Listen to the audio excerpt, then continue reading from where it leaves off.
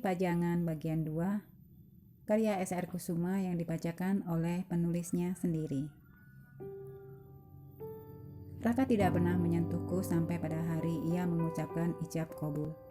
Hari di mana Raka resmi melepas maca lajangnya, dan aku melepas kesucianku untuk laki-laki yang aku inginkan untuk menemaniku sepanjang hidupku itu. Malam pertamaku dan Raka tidaklah seperti yang semua pasangan baru menikah harapkan. Aku yang saat itu masih dalam keadaan berkabung harus tetap melayani suamiku karena mama meninggalkanku untuk selamanya 1 bulan sebelum hari pernikahanku. Sebagai seorang istri, aku tidak ingin menjadi egois. Hanya karena aku sedang dalam keadaan berkabung hingga menunda untuk melayani kebutuhan biologis Raka. Meski Raka cukup mengerti keadaanku, akan tetapi aku tetap memintanya untuk melakukannya. Dan malam pertamaku dengan Raka meski tidak seperti yang diharapkan, akan tetapi cukup berkesan. Raka sangat menikmati status barunya sebagai seorang suami. Ia berusaha memberikan yang terbaik untukku. Raka selalu menunjukkan perhatiannya yang besar kepadaku, membuat aku merasa berharga di matanya. Aku menikahimu karena aku mencintai dirimu, bukan tubuhmu, Aira. Aku tidak akan mempermasalahkan latar belakang atau masa lalumu, karena aku mencintaimu apa adanya, ucap Raka saat aku memberitahu keadaanku yang sebenarnya kepada Raka. Aku tidak ingin latar belakang keluargaku akan menjadi ganjalan di kemudian hari. Dan ya, aku beruntung menemukan Raka di saat aku merasa putus asa kepada diriku sendiri. Sebelum itu semuanya terlihat indah dan menyenangkan bagiku. Sebagai anak pengusaha kaya raya, tidak ada yang tidak mungkin untukku. Aku memiliki segalanya, karena kedua orang tuaku sangat memanjakanku. Hingga akhirnya perusahaan papaku mengalami kebangkrutan, dan papa harus mendekam di balik jeruji karena kasus penggelapan uang yang dilakukan papa untuk menyelamatkan perusahaannya. Namun sia-sia, dan justru mengantarkan papa ke penjara. Semua aset milik papa disita oleh bank dan hanya menyisakan rumah kecil di pinggir kota, rumah di mana aku dan mama tinggal. Tidak lama setelah di penjara, papa mengalami depresi, kemudian meninggal karena serangan jantung. Aku dan mama sangat terpukul saat itu. Aku merasa tidak memiliki lagi harapan dan masa depan. Papalah yang selama ini memberiku kekuatan untuk menjalani cobaan ini. Sementara itu, Argo kakakku satu-satunya mengalami depresi akut beberapa tahun yang lalu gara-gara putus cinta. Tingkah lakunya semakin tidak terkendali. Ia sering melakukan hal-hal aneh seperti berlari keluar rumah dalam keadaan telanjang bulat. Tentu saja hal itu sering membuat tidak nyaman orang-orang di sekitar rumahku. Papa pun merasa malu dan tidak enak hati dengan ulah Argo, dan memaksa papa untuk memasukkan kakak laki-lakiku itu ke rumah sakit jiwa untuk mendapatkan perawatan. Cobaan demi cobaan yang datang bertubi-tubi membuat kesehatan mama terganggu. Aku yang dalam keadaan terpuruk mencoba untuk bangkit. Aku tidak ingin kuliahku putus di tengah jalan. Aku ingin mama merasa bangga kepadaku setelah kejadian yang menimpa Argo. Aku juga masih mempunyai tanggung jawab untuk menghidupi mama dan kakakku. Hingga akhirnya aku tergiur oleh ajakan seorang teman untuk menjadi penari di salah satu klub malam. Awalnya aku menolak mentah-mentah. Aku memang sangat menyukai menari sejak kecil.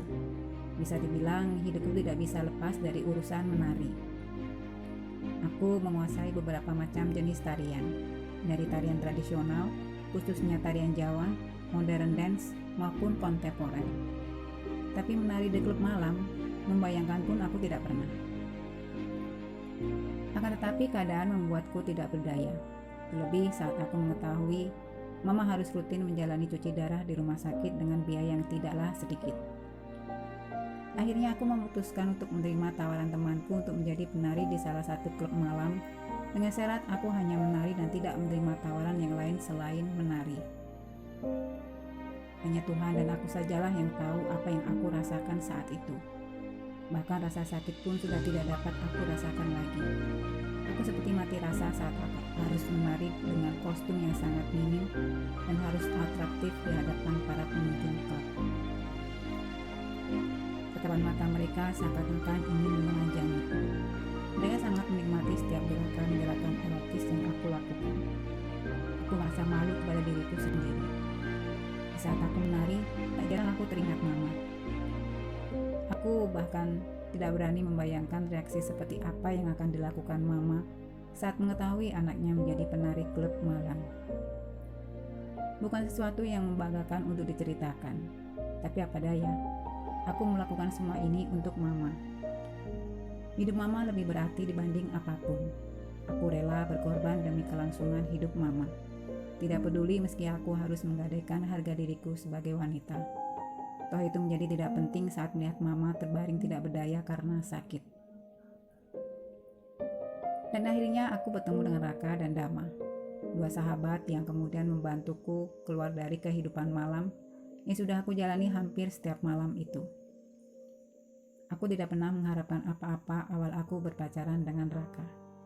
Meski aku tahu aku sedang memacari anak pengusaha kaya raya.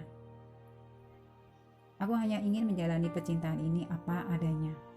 Dan kalaupun Raka kemudian membantu keuanganku, setidaknya aku tidak mendapatkannya secara cuma-cuma. Aku ingin Raka memberiku pekerjaan di perusahaan ayahnya. Pekerjaan apapun itu aku tidak peduli. Raka pun menyetujuinya. Dan akhirnya aku bekerja di bagian marketing sesuai dengan ilmu yang sedang aku pelajari saat ini. Sejak saat itu aku meninggalkan pekerjaanku sebagai penari klub malam. Aku bekerja dan tetap melanjutkan kuliahku. Karena aku ingin mama melihat aku saat di wisuda nanti. Mama selalu ingin melihatku di wisuda. Namun Tuhan berkehendak lain. Mama memilih menyerah setelah berjuang melawan penyakit gagal ginjalnya. Mama meninggalkan aku untuk selama-lamanya di saat aku ingin membahagiakan mama.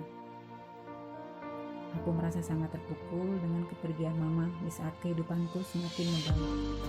Aku tidak dapat membayangkan hari-hariku tanpa mama yang tidak pernah berhenti memberiku semangat dan kekuatan selama ini. Aira sayang, jangan pernah menyerah ya nak. Doa mama selalu menyertai Aira dimanapun Aira berada. Mama tahu Aira adalah gadis yang kuat, gadis yang hebat. Itu kata-kata terakhir mama sebelum mama pergi untuk selamanya. Dan di saat aku merasa tidak memiliki siapa-siapa lagi di dunia ini, Raka datang dalam hidupku. Di depan jenazah mama, Raka berjanji akan menjagaku selamanya. Dan Raka membuktikan ucapannya dengan menikahiku tak lama kemudian. Dan aku menjalankan tugasku layaknya istri pada umumnya, mengerjakan pekerjaan rumah seperti memasak, mencuci, dan pekerjaan ibu rumah tangga lainnya. Dan aku mengerjakannya sendiri tanpa bantuan dari siapapun. Aku tidak memperkerjakan orang untuk membantuku melakukan pekerjaan rumah, karena aku ingin mengerjakan sendiri tugasku sebagai seorang istri. Meski cukup repot, akan tetapi aku menikmatinya. Setiap pagi aku memasak untuk Raka, menyiapkan baju kerja dan sarapan paginya. Karena aku bekerja di perusahaan yang sama dengan Raka, sehingga memudahkan aku mengatur segalanya. Akan tetapi setelah menikah, Raka ingin aku berhenti bekerja. Raka ingin aku bisa fokus mengurusnya, dan aku hanya menuruti saja kemauan Raka. Saatnya tiba. Aku, Raka, dan Dama tiba di Bali. Kami bertiga menginap di sebuah penginapan mewah yang sangat indah. Hamparan sawah nan hijau bisa terlihat langsung dari kamarku.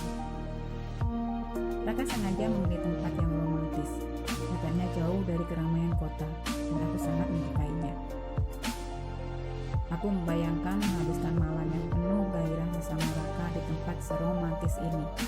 Pasti akan menjadi malam yang sangat berkesan bagiku. Oh iya, Dama pun menginap di penginapan yang sama. Kita berada di bangunan yang sama, hanya saja kamar Dama terletak di ujung. Dama yang memilihnya sendiri. Ia menolak kamar yang berada persis di samping kamarku. Sambung, selamat membaca. Terima kasih.